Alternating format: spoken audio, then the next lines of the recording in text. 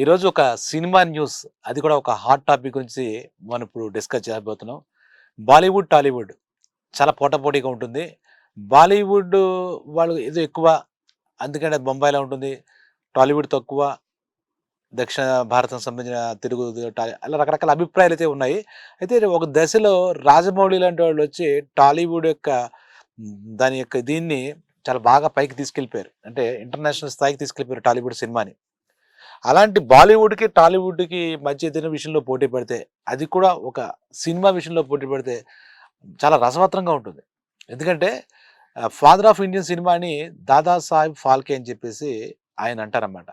అంటే భారతీయ సినీ పితామహుడు ఆయన. ఏంటంటే మనకి అసలు స్వాతంత్రం కూడా రాకముందు నుంచి ఆ దాదాసాహెబ్ ఫాల్కే ఇండియాకి సినిమా తీసుకురావాలి, సినిమాని స్థాపించాలనే ఉద్దేశంతో ఆయన ఒక అద్భుతమైనటువంటి చరిత్ర అయింది. ఆయన ప్రయాణం కూడా ఒక అసాధారణమైన ప్రయాణం. ఈరోజు మన వినోదానికి అందించడంలో పెద్దపీట సినిమా. అటువంటి సినిమాని మనం ఇప్పుడు చెప్పామే, father of Indian cinema Dadasaheb Phalke అవార్డే ఆ మహానుభావుడే అని చెప్పి మనం తెలుసుకోవచ్చు.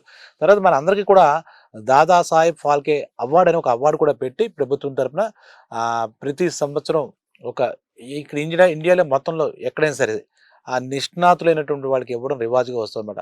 అంటే అత్యంత ప్రతిష్టాత్మకమైన అవార్డు దాదాసాహెబ్ ఫాల్కే అవార్డు. ఆ సందర్భంలో మన దాంట్లో కూడా చాలామంది ప్రముఖులు దాదాసాహెబ్ ఫాల్కే అవార్డు అందుకున్న వాళ్ళే. తెలుగు సినిమా ఫీల్డ్‌లో గాని, అలాగే తమిళ్‌లో గాని, మలయాళంలో గాని, హిందీలో గాని ఇలా దాదాసాహెబ్ ఫాల్కే అవార్డ్ అంటే the prestige, most prestige award. అటువంటి ప్రెస్టీజ్ అవార్డ్ ఆయన పేరు మీద పెట్టారన్నమాట. అంటే ఆయన ఇండియన్ సినిమాకు చేసిన సేవలు కాదు. ఇండియన్ సినిమా వచ్చిందంటేనే కారణం దాదాసాహెబ్ ఫాల్కే గారు. ఆ ఫాల్కే గారి జీవితం చాలా, చాలా ఒడిదుడుకులతో ఆ సినిమాని ఇప్పుడు మనకి వినోద సాధనం. అంటే అన్నిటికన్నా మన జీవితంలో సినిమా చాలా ముఖ్య భాగం. అటువంటి సినిమాని భారతదేశానికి తీసుకొచ్చింది, మనకు అందించింది కూడా ఆ మహానుభావుడే ఫాల్కే.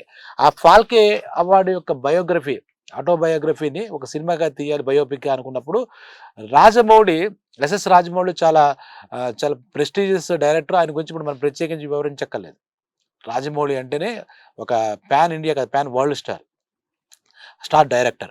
ఆయన రాజమౌళి తన సొంత బ్యానర్‌లో జూనియర్ ఎన్టీఆర్ ముఖ్య భూమిక పోషిస్తూ దాదాసాహెబ్ ఫాల్కే ఈ సినిమా ఆయన జీవిత చరిత్రని బయోపిక్‌గా తీయాలని చెప్పేసి 4 ఏళ్ల క్రితం అనుకున్నారు. అప్పుడు ఆ మాటలు కూడా వచ్చాయి. దానికోసం స్క్రిప్ట్ మీద కూర్చున్నారు. అది ఇటీవల కాలంలో అయ్యిందని, అలాగే దాని నేరేషన్ కూడా మన జూనియర్ ఎన్టీఆర్‌కి వినిపించారని చెప్పేసి కూడా మాట వినిపించాయి. దానికి కూడా జూనియర్ ఎన్టీఆర్ కూడా దానికి ఒప్పుకున్నట్టుగా కూడా మనకి అక్కడ తెలుస్తూనే ఉంది. ఇక ఈ విధంగా ఉన్న సమయంలో మెయిన్‌గా ఏంటి అంటే దాదాసాహెబ్ ఫాల్కే అవార్డు ఇంకా NT Ramarao, junior NTR main భూమిక పోషిస్తూ రాజమౌళి గారు ఆయన మొత్తం ఆయన బ్యానర్‌లోనే ఆయన పర్యవేక్షణలో అవుతుంది. అయితే దానికి డైరెక్టర్ ఎవరనేది కూడా అప్పటికి మాట రాలేదు. ఇదంతా అయ్యి ఈ వార్తలు మనకి ఇక్కడ ఎన్టీ రామారావు నేరేషన్ ఉన్నాడు, దాదాసాహెబ్ ఫాల్కే అవార్డు త్వరలో రాబోతుంది అన్న టైంలోనే అమీర్ ఖాన్ అక్కడ. ఆయన కూడా చాలా వైవిధ్యమైన స్టార్ హీరో బాలీవుడ్‌లో. ఆయన సినిమాలు అన్నీ భారతదేశంలోను, అలాగే ఆయన కూడా pan India as well as pan world star అనమాట.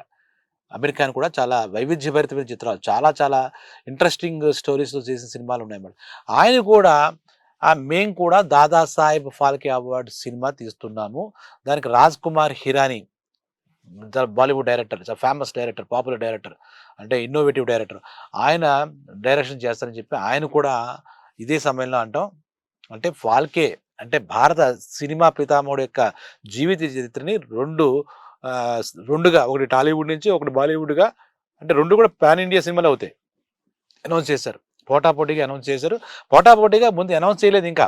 వార్తలు చెక్కెలు కొడుతున్నాయన్నమాట.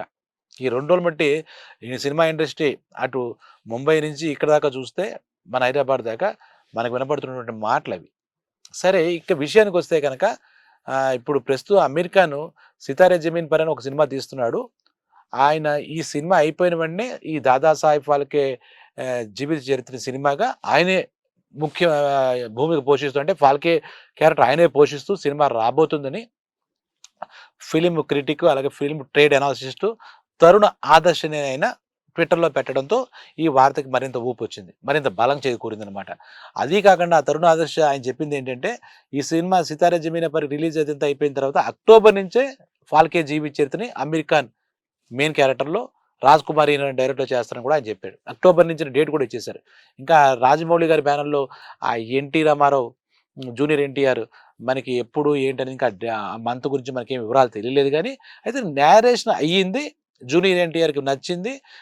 దాదాసాహెబ్ ఫాల్కే అవార్డు సినిమా చేస్తున్నారు. దాదాసాహెబ్ ఫాల్కే జీవిత చరిత్ర బయోపిక్‌గా చేస్తున్నారనే విషయం మటుకు రూఢి అయినట్టే ఒక రకంగా. అది కూడా రాజమౌళి గారికి కూడా ప్రెస్టీజియస్ ప్రాజెక్ట్ లాగే అనిపించిందని చెప్పి కూడా చెప్పారు. మరి అదేంటో కూడా తెలీదు గానీ, ఒక రకంగా అది యాదృచ్ఛికమో లేదో నిజంగా వాళ్ళ మధ్య ఏమైనా పోటీ ఉంది గానీ, రాజమౌళి గారి మనసులో ఏమనుకుంటున్నారు, ఏం చేద్దాం అనుకుంటున్నారు భవిష్యత్తులో అనే ఆ యొక్క ప్రాజెక్ట్‌లన్నీ కూడా అది విచిత్రం ఏంటో గానీ, అక్కడ బాలీవుడ్‌లోని అమీర్ ఖాన్ కూడా అవే చేస్తున్నాం అన్నట్టుగా ప్రకటించడం మరి అది పోటీయో లేదా రాజమౌళితో ఆయన వ్యక్తిగతంగా ఏదైనా ఆయనకి కాంపిటీట్ అవ్వాలన్న ఆలోచనో తెలీదు గానీ, ఇంతకుముందు కూడా రాజమౌళి గారు నాకు మహాభారతాన్ని మొత్తంగా సినిమాగా చేయాలనుంది. అది పార్ట్స్‌గా చేస్తే బావుంటుందా? ఎలా బావుంటుంది? ఎలా బావుంటుందని చర్చకు వచ్చినప్పుడు ఆయన నాకు చేయాలంది అంటే నా డ్రీమ్ ప్రాజెక్ట్ అని ఎస్ఎస్ రాజమౌళి గారు చెప్పినప్పుడు కూడా ఇలాగ అమీర్ ఖాన్ గారు కూడా ఆ తర్వాత నేను కూడా మహాభారతం చెయ్యాలని ఉంది. మహాభారతం నాకు చేయాలని ఉంది. ఆ సినిమా ప్రెస్టీజ్‌గా చేయాలని చెప్పి రాజమౌళి గారి మనసులో ఏవైతే చెప్పాడో ఈయన కూడా మనసులో మరి అలా ఉంటుందో మరి ఆయన పోల్చుకున్నారో లేదా ఈయన ఆయన పోల్చుకున్నారో కూడా మనకు తెలియదు గానీ మహాభారతాన్ని చేస్తున్నట్టుగాను, అందులో నేను ఏదో పలానా పాత్ర పోషిస్తున్నట్టుగాను వాళ్ళ అమీర్ ఖాన్ గారిని కలిసి మన అల్లు అర్జున్ బన్నీ మహాభారతం ప్రాజెక్టుగా ఏం చేయాలని ఆలోచిస్తే బన్నీకి అర్జున్ క్యారెక్టర్ ఏదో ఇస్తారన్నట్టుగాను, అమీర్ ఖాన్ చెప్పినట్టుగాను కూడా కొన్ని కొన్ని వార్తలు మనకొచ్చాయి. ఏది ఏమైనా మహాభారతం 2 మహాభారతాలు ఒకటంటే రాజమౌళి గారు తీర్చిదిద్దేది రావచ్చు. అలాగే అమీర్ ఖాన్ రూపొందించింది కూడా రావచ్చు. ఈ ఈ రకంగా అలాగే ఇప్పుడు ఎస్ఎస్ రాజమౌళి గారి బ్యానర్‌లో ఆయన పర్యవేక్షణలో ఆయన రూపకల్పనలో వచ్చే దాదాసాహెబ్ ఫాల్కే అవార్డు జూనియర్ ఎన్టీఆర్‌తో వచ్చేటట్టు ఉంది పరిస్థితి. అదే సమయంలో అమీర్ ఖాన్ కూడా 'రాజ్ కుమార్ హిరాని' దాంట్లో ఆయనే ఫాల్కే క్యారెక్టర్ తయారు చేస్తూ అమీర్ ఖాన్ కూడా చేరేట్టుంది. సో, ఇదొక చిన్న బాలీవుడ్ వర్సెస్ టాలీవుడ్, అలాగే రాజమౌళి వర్సెస్ అమీర్ ఖాన్, అలాగే అమీర్ ఖాన్ వర్సెస్ జూనియర్ ఎన్టీఆర్ కూడా దీన్ని మనం అభినందించొచ్చు. ఏదైనా సినిమా ఫాదర్ ఆఫ్ సినిమా అంటే దీంట్లో మనందరం కోరుకునేదేంటంటే ఎవరు తీసినా అద్భుతంగా తీస్తారు. ఇది బావుంది, అది బావుంది కాకుండా ఎవరు తీసినా ఆ మహాత్ముడు దాదాసాహెబ్ ఫాల్కే జీవిత చరిత్ర మనందరం చూడదగ్గది. ఎందుకంటే భారతదేశానికి సినిమాని అందించిందే ఆయన కాబట్టి, ఆ ఫాల్కే అనేది మనకు సినిమా పితామహుడు. వాళ్ళిద్దరూ చేసినది చూస్తారు జనాలు. నిజంగా కూడా ఇద్దరు పోటీ పడి మరి తీస్తారేమో చూద్దాం. ఏం జరుగుతుందో. లేదంటే ఒకళ్ళు తీస్తుంటే మళ్ళా ఫ్యూచర్ కోర్స్‌లో ఎవరైనా డ్రాప్ అయిపోయినా మనం ఆలోచించాలి. ప్రస్తుతానికైతే ఇది హాట్ టాపికు. బాగా ట్రెండింగ్ అవుతున్న టాపికు. ఇంకో జనంలో కూడా అనుకుంటూ ఉంటారు కదా! ఆ దాదా సాహెబ్ ఫాల్కే ఫోటోలో ఇంకోటో మనం అంతగా మనం డీప్‌గా చూడలేదు. మనకంత తెలీదు. ఎందుకంటే స్వాతంత్రం ముందు ఆయన సినిమా గురించి పాటుపడిన వ్యక్తి కాబట్టి, ఆయన మీద మన భారతీయ ప్రజలందరికీ అంతగా అనుమానం మనకు తెలీదు. మనకి తెలీదు అంటే ఆయన చేసిన సేవలు చేశారు. పితామహుడు అని కూడా తెలుసు. ఆయన ఎలా ఉంటాడు? ఆయన రూపురేఖలు ఎలా ఉంటాయి?